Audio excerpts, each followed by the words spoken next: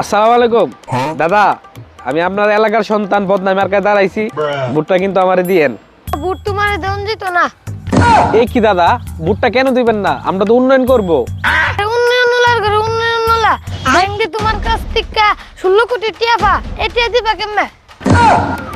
আরে দাদা, 16 কোটি টাকা কোনো ব্যাপারই না। এটা এই নির্বাচনে পাস করলে এটা ক্লিয়ার করে ফেলবো, ঠিক আছে?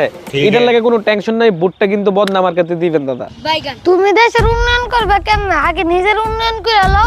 ধরো মাসে 1 থেকে 1.5 লাখ তুমি বেতন পাইবা, হ্যাঁ 5 বছরে মনে করো 60 থেকে 70 লাখ টাকা, ধরো 1 কোটি, হ্যাঁ ব্যাংকে তুমি 1 কোটি টাকা দিবা আর 15 কোটি টাকা করতে পাইবা।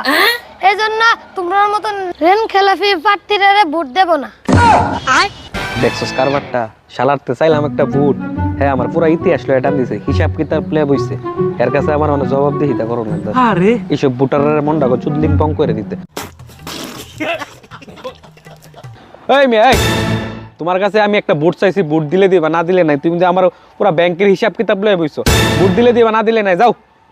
জনগণ আর ভোটার আগের মতন নাই, ওখানে তোমরা সারা সারি না আব্বাটা